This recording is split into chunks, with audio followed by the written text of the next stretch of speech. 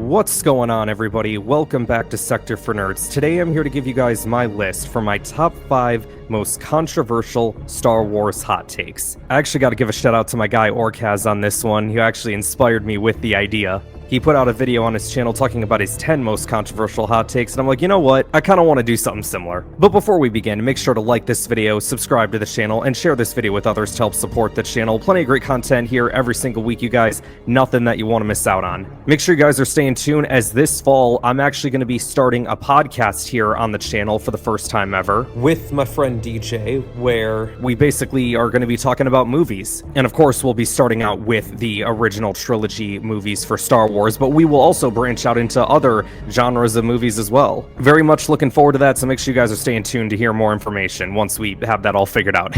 Okay, you guys, let's get into this list for my top 5 controversial Star Wars hot takes. You guys ready? Here we go. At number 5, the Andor series sucks. I know, we're starting out great. I'm getting this one out of the way first because I've said before, and I'm just done talking about Andor. I've moved on. If you want to know all my thoughts on the Andor series, I've got a list of Andor videos of me going through each of the episodes from Season 1 and Season 2. You want to hear my thoughts on Andor, just go there. Moving on to my number 4. The Inquisitor lightsabers are the worst lightsabers in Star Wars. Now, I'm talking like, I hate these things. I know people look at them and like, oh, look at that, it spins on its own, it's so cool. I think it's really lame. And then what made it even worse is in Twilight of the Apprentice, and it's so funny because Twilight of the Apprentice has always been one of my favorite Star Wars stories, but my gosh, it has one of the worst displays of using a lightsaber I've ever seen. The fact that the spinny lightsabers could be used as helicopter blades is legit some of the dumbest stuff I've ever seen.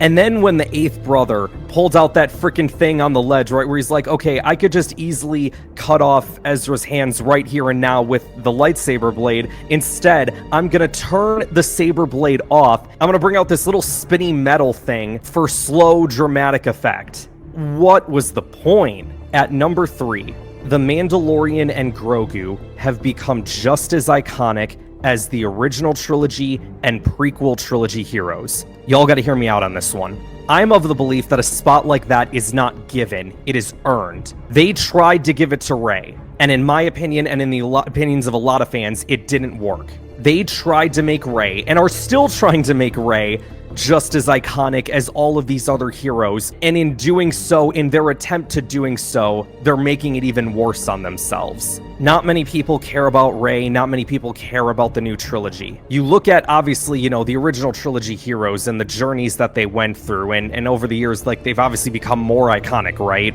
You look at the prequel heroes, and those heroes are, to me, just as iconic. I think, obviously, that's something that's aged better with time as well, considering that back in the day, there were a portion of the fan base that hated the prequel trilogy. I think that as time has moved forward, the prequels have finally gotten their due, their love, and they're finally in that spot. And listen, there's every chance that people feel that way about the new trilogy in like 10, 15 years time. There's every chance. Whether or not it happens is a different story, and even to me, I don't know if I can put Rey and all those new trilogy heroes on the same playing field as the prequel and original trilogy heroes, but let me explain why I think we can put Mando and Grogu up on that pedestal. In the span of 2 seasons, The Mandalorian did something that no other Star Wars show on Disney Plus has been able to do before or since, and that is attract the interest of the mainstream audience. And the reason this is significant is because it felt like in the middle of the first 2 seasons of Mandalorian, after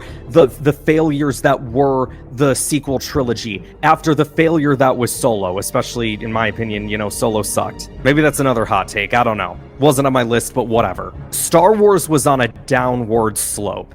And all of the sudden, this Mandalorian series comes out, and Baby Yoda, within episode 1, became the most talked about thing on the internet. Not just in Star Wars, but just period.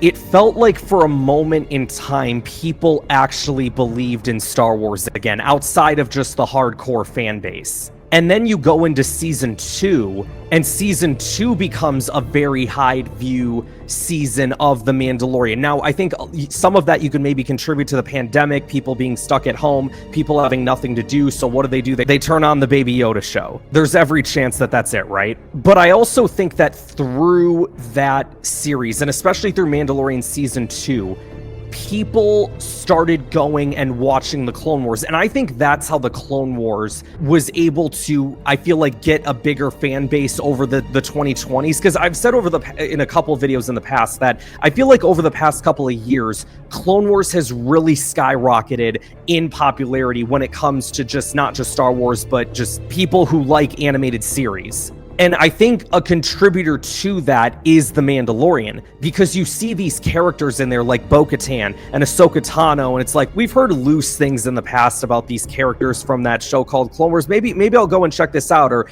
you've got the word of mouth, right? Like, oh, these characters, you guys want to see more of these characters. They're in other shows, right? They're in the Clone Wars. But with everything that those 2 seasons of Mandalorian did and how beloved The Mandalorian and Grogu were, and I think still are, maybe not to the extent that perhaps they were, because season 3 might have killed that popularity a little bit, and I guess we'll have to see what happens next year when Mando and Grogu releases in theaters. But for me personally now, it's like whenever you think of like, okay, well, who are the most well-known Star Wars characters? I think a lot of people would think of, obviously, our original trilogy crew. They think of people like the prequel heroes. You think of Ahsoka Tano, Boba Fett, Jabba the Hutt, maybe.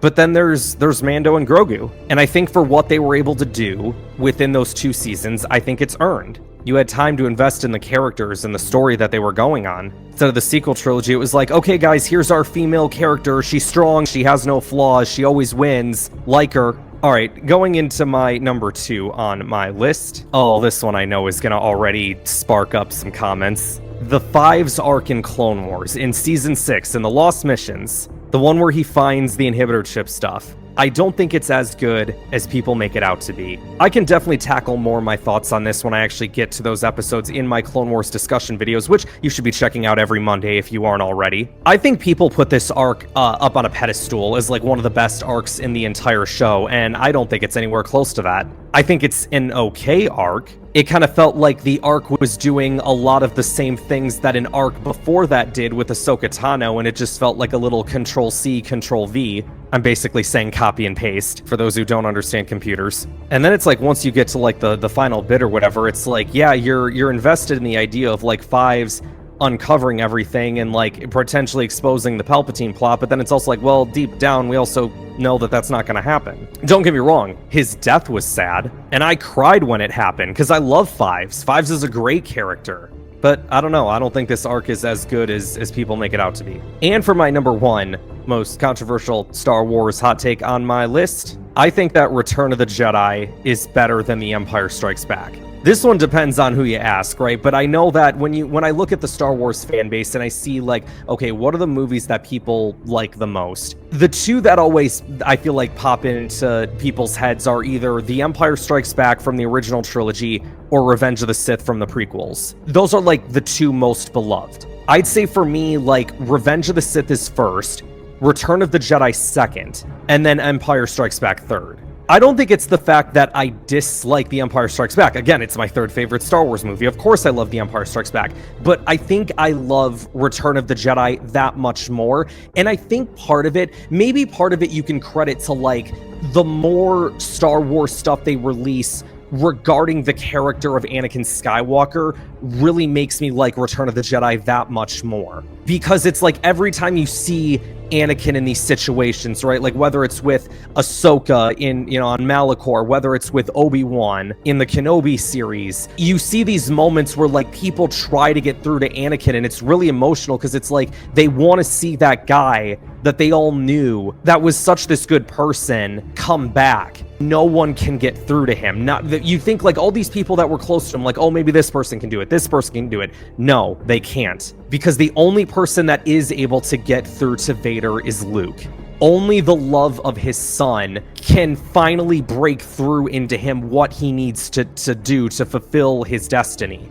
And then it's like when I watch through those scenes, like in Return of the Jedi with Luke and Vader, and the scene where they're just walking around and Luke goes, I've accepted the truth that you were once Anakin Skywalker, my father. It is the name of your true self. You've only forgotten. I know there's good in you. The Emperor hasn't driven it from you fully. Like, those lines hit hard. And then the moment as well at the end where, Vader, he makes that ultimate choice to, throw the Emperor off the shaft. I could really go without the no in there. But apart from that, it's damn near perfect. Before they added the no in there, and it was just like him throwing him off the edge with none of that. And it's like, to me, it speaks more volumes of him not saying anything and just letting his actions speak for him that does it really well there. But apart from just that stuff, I also really like a lot of other stuff from Return of the Jedi. Like, you look at the opening scene with Jabba the Hutt's palace and Luke going in there, he faces the Rancor, turns on the green lightsaber and starts, battling all Jabba's guards at the Sarlacc pit. The Battle of Endor is great, and I love a good space battle. Yeah, I love Return of the Jedi. And again, that's not to diss The Empire Strikes Back. I love that movie too. I just like Return of the Jedi better. So there you have it, you guys. That's my 5 most controversial hot takes in the Star Wars universe. You guys gotta let me know in your comments below what some of your controversial Star Wars hot takes are. Just a reminder to be respectful of everybody in the comments and everybody's opinions. Make sure to like this video, subscribe to the channel, share this video with others to help support the channel, and I will see you guys next time. I'm glad you're here to tell us these things.